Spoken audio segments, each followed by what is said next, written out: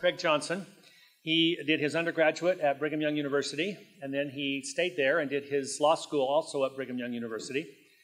Graduated and was an assistant county attorney in Weber County for 2 years, and then moved down here to Utah County, where he's an assistant district attorney, or county attorney, I guess is the correct word. And he's specifically over the Special Victims Unit, which includes the teens that we're talking about today. So my wife, Pat, had gone back to the United Nations to a conference on children and sextortion and some of the things that were taking place worldwide, and came home and said, I wonder if that's happening in Spanish Fork. And that same day I picked up the paper, and there were 3 or 4 reports of things happening in Utah County, and so I thought it would be great to have Craig come and talk about that issue. That was before we had senatorial candidates from Alabama who have been accused of dealing with 14-year-olds, whatever that may be in the future. So I asked Craig if he'd come and talk about some of the sexting, the sextortion, sex trafficking, things that our teenagers are being exposed to and are at risk for. So we'll turn the time over to him. We appreciate you coming. Thank you. Appreciate the introduction. Owe a lot to Rotary. This is great to be here. Back in high school in Southern California, I was fortunate enough to be sponsored along with some others to go to England for a summer foreign exchange. And so it's nice to see that Rotary is still alive and vibrant here in Spanish Fork. I've also got 2 daughters who are in the schools here, 16-year-old junior at Spanish Fork High School and a 9th grade daughter at Spanish Fork Junior High. And so these issues are real to me as well. I have 2 sons who are 11 and 7, so they'll be coming up into this as well. But as a prosecutor with Utah County, I'm a deputy Utah County attorney, and so we have about 20 of us in the office that handle felony crimes. There's a team of about 4 that handle the juvenile court system through Slate Canyon, with courts here in Spanish Fork and Orem and Provo. And then in addition to that, you've got the Special Victims Unit that handles child abuse, sex abuse, and domestic violence cases throughout the county. So any felony level of those comes across our office, and we have a team of 4 prosecutors that handle the adult crimes. So it expands, it keeps going, and so the things you see that are happening nationwide, and I appreciate Dr. Franson looking at this and saying, well, I wonder what happens here, because here we are in Happy Valley where everything's perfect, right?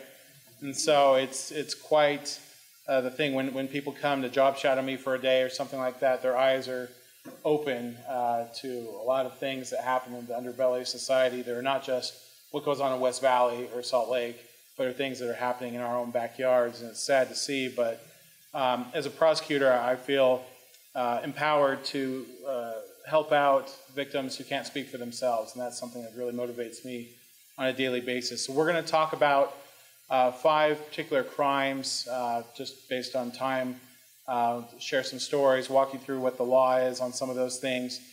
All right, so obviously a lot of these apply to adults as well as teens, but we'll talk about sextortion, revenge porn, child porn, enticing minors over the internet, and dealing harmful material to minors. As far as sex trafficking, there's just really not enough time to get to that today, but in general, sex trafficking has kind of been investigated more by our Attorney General's office. You've seen probably some of the stories of Sean Reyes going to South America or whatever, and undercover kind of things. It happens, but a lot of it is undercover work, and we really don't prosecute a whole lot of it in Utah County. I'll have to tell you that the few cases we have are typically happening in Salt Lake, and so knock on wood, that's not as big of a problem yet. Kind of like gangs, frankly, in Utah County. But I'm sure that's the next thing to come. So it's something to be aware of in your practices. All right, so as Dr. Franson mentioned, a common headline, parents urge to talk about youth about growing teen sextortion issue. And so what is sextortion? So it's obviously a combination of sexual and extortion, which is the the law that we have here in Utah. So it's new as of this May. This is something that's new on the books to combat a growing problem. Obviously, a lot of our laws are reactive. We try to be proactive. It's hard to do that unless you have a case that stands for something. And so we've had these cases. So yeah, an adult commits sexual extortion if they, with intent to coerce a victim or knowingly cause a victim to engage in sexual contact or explicit conduct, or to produce, provide, or distribute an image or video of anyone naked or engaging in sexually explicit conduct, communicate in person or by electronic means a threat under one or two options: to the victim's person, property, or reputation, or to distribute an intimate image or video of the victim. And so this is where the rubber hits the road, is when we look at some of these cases. This is something that came out just in September here in the Deseret News, a warning to parents, teen sextortion cases unfolding throughout Utah. So here's some examples of things that we see from a cross-section of around the state. So this is just a couple months ago out in Vernal. A 17-year-old boy recently accepted a request from a woman who he did not know on Facebook. At some point in communicating with her on Facebook video, he had been naked in a video chat with her, and then she demanded $500 or she would post the video online. And so something that's fairly common on these things is when you think of doing a video chat, it's just kind of a live stream. What's the big deal? It's gone and we're done. Well, these people that are out there entrapping people have video capturing software. And these people could be sitting in Amsterdam. They could be sitting in Lake Shore. We don't know. They're just kind of anonymous online, but they still have the potential to hurt victims here, unsuspecting people who seeking out affection, whatever the situation is, and they make a mistake in their behavior, and it's something that's captured and recorded that they did not intend. All right, about the same time in West Valley, a 17-year-old girl reported being exposed to the world. Someone she knew had shared nude photographs and videos of her on Facebook and Snapchat. She told police the videos were taken in 2014 when she was 14 and intoxicated. Those videos were later shared with at least 2 other people. And as we all know, 2 other people, that's since grown exponentially. Because once it's out there, it's out there. So it's something you can't take back. This is a case I actually handled 6 years ago. Man arrested, accused of extorting money and sex from BYU student. So Brad Adams was a UVU student who met a BYU student online in a kind of a chat room type thing, kind of like Craigslist. That's one of the common places these things are sought out and dealt with, men seeking men for relationships in this case. And this BYU student happened to be engaged to a female BYU student, and they had a wedding date coming up. And he still had some interest in this Mr. Adams. So they met up at Mr. Adams' apartment right off UVU's campus, and they got together to watch a movie in his bedroom. One thing led to another, and little did the BYU student know that Mr. Adams had a surreptitious camera recording this whole encounter. And so once that was done, Mr. Adams and the victim split up. Mr. Adams then started corresponding with the victim by text saying, hey, what we just did, I recorded it, and I'm going to post it on Facebook to your fiancé, your parents, your fiancé's parents, unless you give me $500. And this guy was in too deep. He paid the money. And do you think it stopped there? No. So unfortunately, Mr. Adams, just like all these things happen, he continued to press and press and ask for more money, and finally the victim broke down and went to the police. And these things we see, that people are shamed and all the things working against them that under sextortion that these people pray after. Because money did exchange hands, we were actually able to go under the extortion clause of the current law.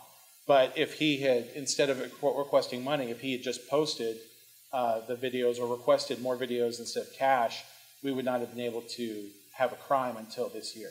So that's why it's significant to do that. So Mr. Adams ended up pleading guilty to extortion and harassment, electronic harassment.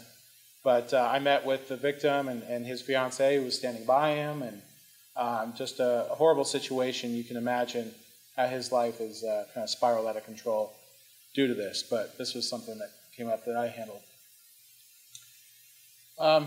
Another one, so in June and August, it was similar facts, so I wanted to combine them.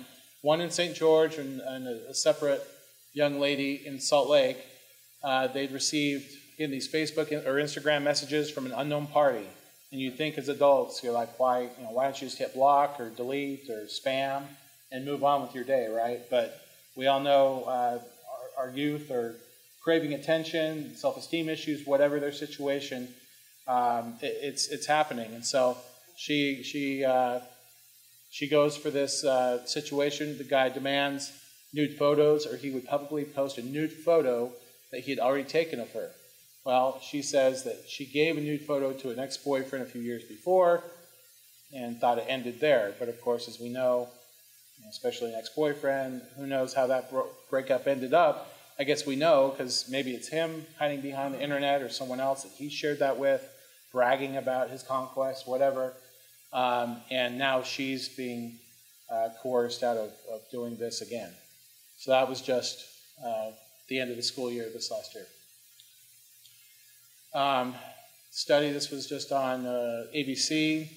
A new study finds it's scarily common here in Utah. Here's one from Fillmore from this summer. 13-year-old girl told police she had sent hundreds of naked pictures of herself to other male juveniles and has received many pictures of naked males ranging in age from 12 to 17 years old. She has been asked for naked pictures of herself from all the males. Now imagine, especially down in Fillmore, right? So in this case, it's juvenile to juvenile. Yeah. But the law specifically says an adult. So how does sextortion play in the juvenile setting without that law? Okay, so that's a good question. So in this kind of situation, what we end up finding out, a lot of these, usually what we find out is these males end up sharing it with 18-year-olds or recent graduates who are adults. And so once it's out there, amongst those ages, that's why they don't try to get it with the juveniles, because otherwise they'd all be in detention, right? So we're just kind of saying that in this situation, this is one where it's exposed and it's gotten kind of viral, and so then you get these adults that glom onto it. As is, this would not be something we would charge under this.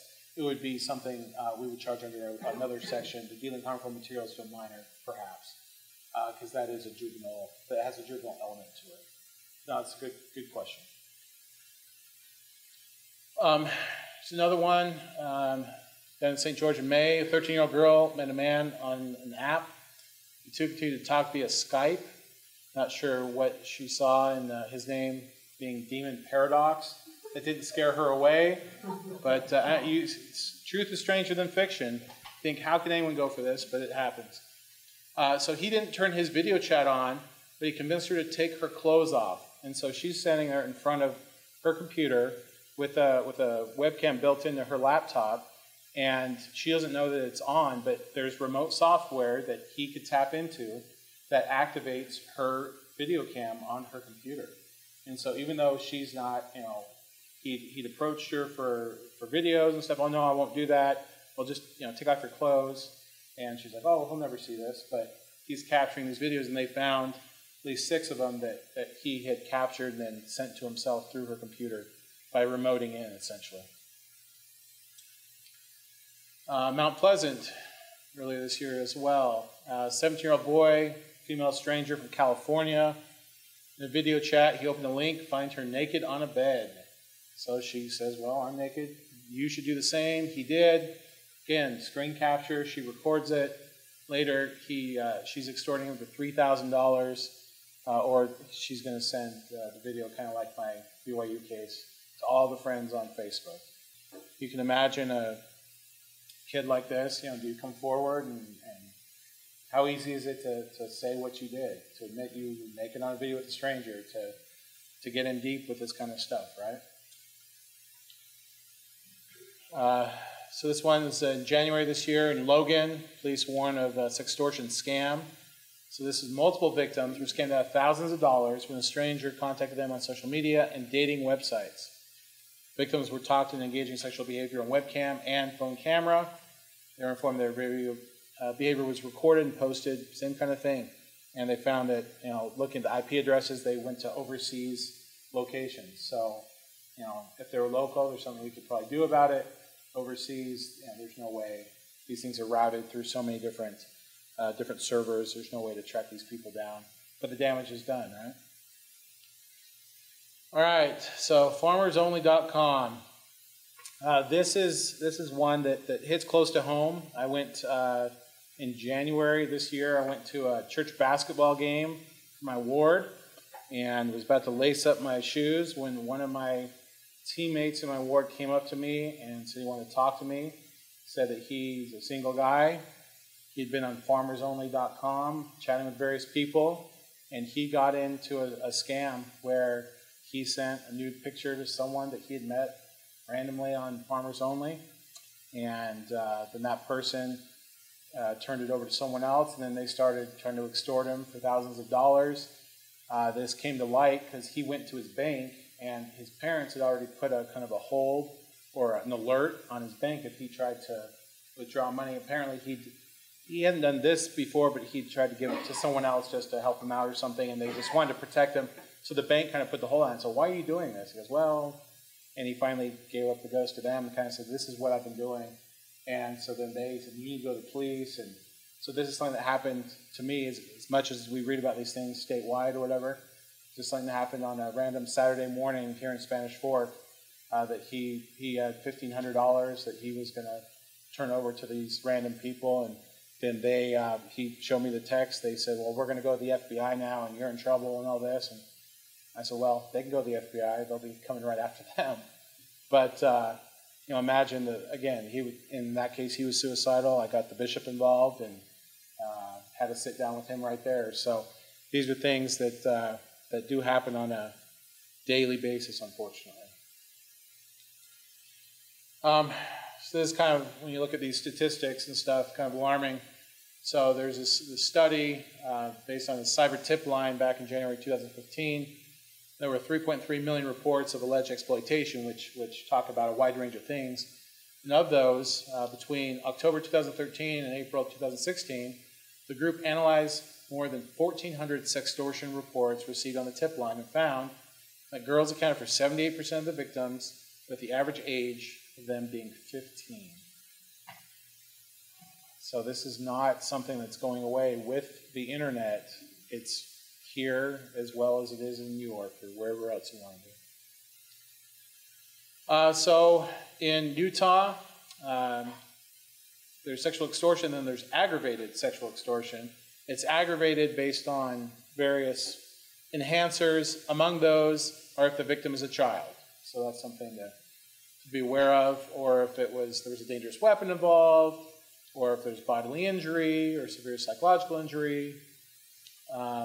If he was a stranger to the victim, became a friend to do this, if he has a prior conviction, if he occupied a position of special trust, you find out this is a family member or a trusted advisor or a scoutmaster, I don't know, all sorts of positions of special trust, or if this was incident to human trafficking, prostitution, things like that.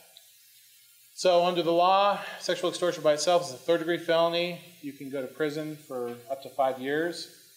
Aggravated brings it up one level to a second-degree felony. So 1 to 15 years in prison is the potential there. So that's how Utah's sought to criminalize this, to make it, to get some teeth into this. Before, extortion was kind of more of a misdemeanor violation. So this really gives us some tools. All right, revenge porn. All right, so who knows what revenge porn is? It's a good definition. This isn't. Okay. Okay. So an intimate partner that you have at one point consensually shared intimate photos with, nude photos with, or videos or something like that. And then the relationship sours, you divorce, you break up, whether this is in high school, junior high, as adults. And then what do we see more and more? The ex takes these videos or photos and then publishes them online. So it's not, it's a little different than the revenge porn, or I'm sorry, than sextortion, because they're not going to the person and saying, I'm going to do this unless you do this and this, but it's similar. They're just posting it on there to shame them or whatever, right? So this is one that just happened earlier this year. Apologized for saying nude photos of his estranged wife to her family. Can you imagine, right?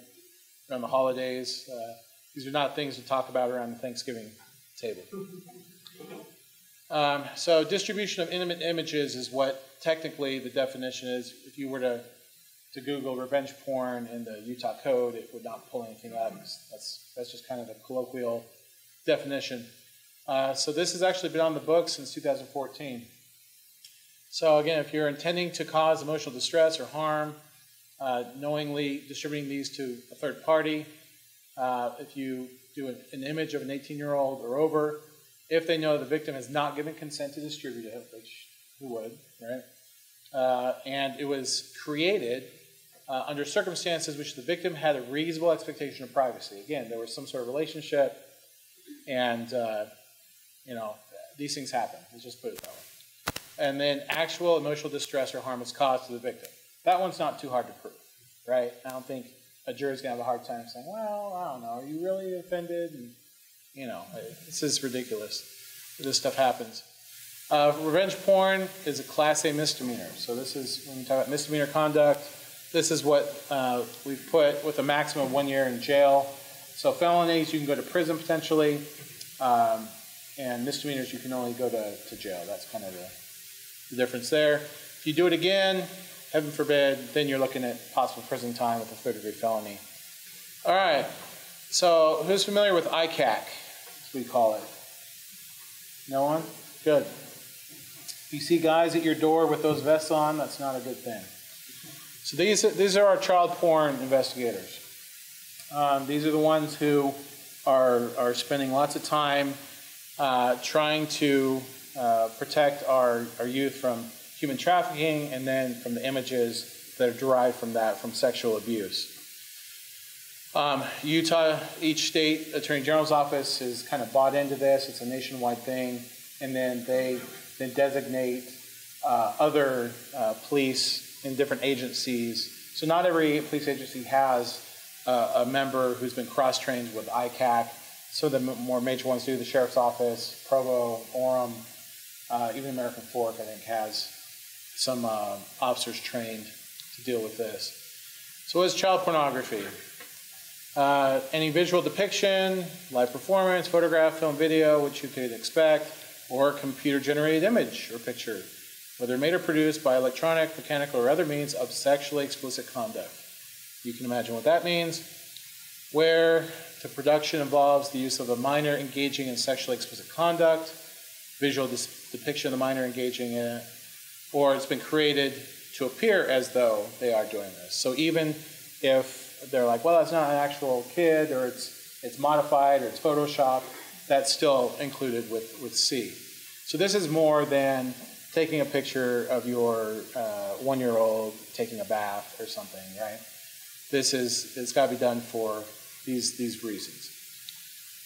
So a minor, because often we say child is someone under 14, and a minor is 15 to 17 or something. Minor for purposes of child pornography is anyone under 18, okay? And saying that, oh, I thought they were 18, but they were 16 or whatever, that doesn't matter. All right, so let me talk to you about SHA-1 value and what that means. So basically, every image on the internet has a digital fingerprint associated with it. If you Photoshop the image, it changes that fingerprint. So no two images are alike, like a snowflake, whatever, right? So what happens is, the importance of this with child pornography is you don't want your investigators necessarily going out and looking at every single image and saying, well, I wonder what that's from, and is that person 18 or are they 17? Or There is a task force with the ICAC back in DC and with the FBI in Virginia that has gone through and praised these individuals who have to do this. But anytime there is a bust of human trafficking involving child pornography or images, those are cataloged and essentially numbered by their SHA value, their fingerprint, this long number that's associated with each file. And they use those file names and they catalog them and basically say, these are known child pornographic images. And then those are loaded into a database that can be run and checked against other ones that are suspected to see, have these already been identified? And so this comes up when you have, so for instance, the sheriff's office here, this isn't of them, this is one back in Alabama. But the sheriff's office has something similar to this. They've got a room with several computers that they go into, usually only about once a month. And they have a program that runs 24/7, and it has that database of digital fingerprints in there of all known images, and it compares those with what is being uploaded and downloaded throughout the state and throughout the county, frankly. And so all the local IP internet service provider ISPs, they have bought into this. They have agreed to share this information with what we call the Wyoming Toolkit. It's a software program developed in Wyoming by some people, and the Wyoming Toolkit. And so it compares all files uploaded and downloaded throughout the state with that database of known child pornography. And then when it gets hits, it starts saying, well, which IP address downloaded that? And then it starts sorting them. And at the top, it's by number of images downloaded. So if they check in weekly, daily, monthly, they go in and there's a report that can be generated. They can pull up and just say in live feed, which IP address has downloaded the most child pornography in Utah or Utah County in the last month or 2 weeks, whatever. And there are not enough resources for them to investigate all of these. So they're only able to take 2, 3, 4 a month per agency. And they usually set a threshold of 10,000, 20,000. I mean, you think any one of these images is horrific, right? But there's that much going on here that they can only go in and say, you know what, for our resources, we're going to take these top 4, and you four, these 3 detectives with me, we're going to each start running warrants on which IP address, where does that go to? Is it with Verizon? Is it with SFCN, whatever? They send me warrants and investigative subpoenas to get a judge to approve, to then figure out the identity of this IP address. Oh, this IP address goes to this address in Mapleton, in Spanish Fork, whatever. And then we write a search warrant. Say we want to go to this address. We have reason to believe there's child pornography being downloaded in this house. So we want to seize every device. On occasion, this becomes a problem where people have unsecured Wi-Fi. As you can imagine, people sitting out on the curb, for instance, or neighbor. You got a kid in the basement next door to grandma and grandpa who have just unsecured Wi-Fi. They aren't doing anything wrong, and they're tapping into that. That's becoming less and less of an issue because more people have secured Wi-Fi with passwords and stuff. But that's still something we have to look at. But in any case, based on that, they can go in and we generate a report. We go in, search the computer, then we find the images. Even if they're deleted, we have software to find and catalog those images. And then those get sent to my office, and we charge these people with crimes as a result. So it's crazy to see how that actually happens. But this software, someone challenged it a few years ago, and because they were saying, oh, this is an unconstitutional search. You're looking at what I'm downloading and uploading. Well, if you're doing something outside of your home, if you're tapping into the internet, you have a decreased expectation of privacy, right? You're uploading, downloading stuff internationally. So how can you say, oh, well, I'm trying to keep private? Well, if you're sharing stuff with other people and downloading stuff, that kind of cuts against that. So that's been a real big tool for us to help us. So when you do this, the child pornography, when you possess these things,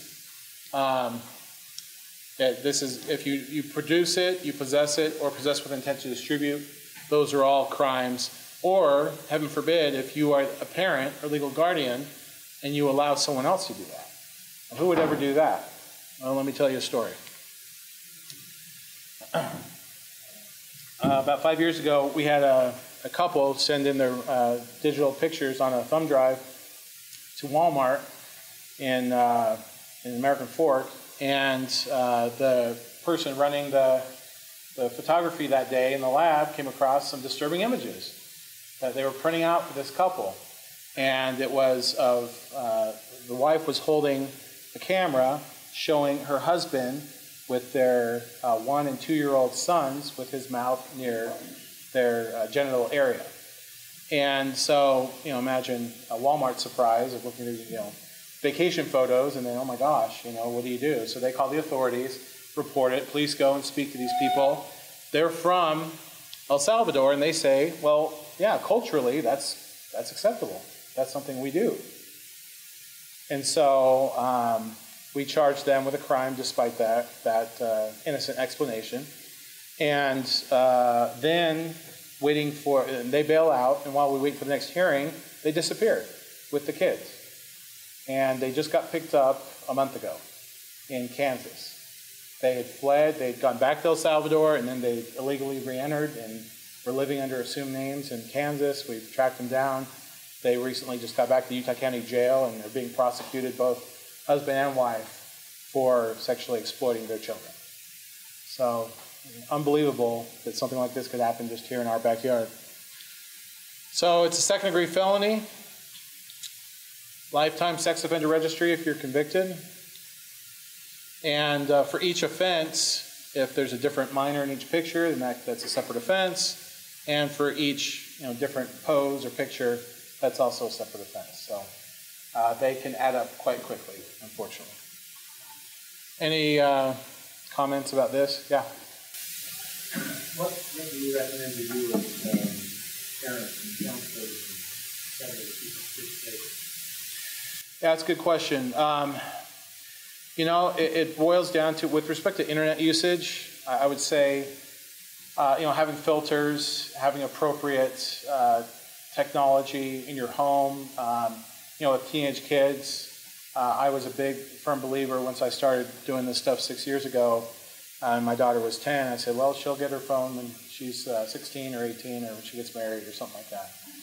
And then, of course, AT&T says, well, it's cheaper if you get more people on, or whatever.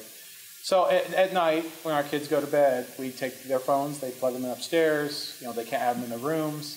That's one thing. We have, software that tracks usage. It also maintains what apps they can have, that kind of thing, that have to be password protected. Because those kind of things, you want to fit in. And it's difficult dealing with the apps, especially Snapchat. That's one that's really hard to deal with. I know I'm just about out of time, but real quick on Snapchat, people think, well, I'm just sharing a quick photo or video for 30 seconds, and then the beauty of Snapchat, as was originally advertised, is after 30 seconds, it's gone. Well, of course, again, remember, screen capture software. So you got this nude photo of, girl sends boyfriend, and oh, that's great, and he'll delete in 30 seconds, until what? He hits these buttons, and then now he's screen captured it. Now he sends it to his friends, and how did it get out? And so same kind of thing. So these apps, Snapchat, I hate that one. That's a big one. Instagram and Facebook, it's hard to get around not using those these days. And so we monitor our kids, we follow them, we check on that kind of thing. But it's hard. So it starts in the home. It starts with good, raising your kids. Solid core values. These things you guys talk about with Rotary, fair, goodwill, or the beneficial. It's just kind of the golden rule stuff, the old 10 Commandments, right? So I would encourage, for sake of time, I'm going to have to end my presentation now, but it just boils down to educating kids that the internet is forever. Think long and hard when they're young. I'm glad I've had kids young enough that I've been able to at least hopefully instill in them that this stuff is serious. Things that you think will go away in 5 years can pop up in 20 years. One of the biggest things with Twitter, people post things and say dumb things, cuss online, think it's just funny, showing off. And then, then you go for a job application or a job interview or a scholarship application for college. And they have people, counselors dedicated, I don't know about high schools, that will go and they'll search social media and they'll see these things that they post and they're like, we don't want that person. So I would just go to education and try to empower parents to say, no, take some power back. You don't have to enable your kids. But if you do that, I think we'll have a reduction in how these things go. But I appreciate your time today.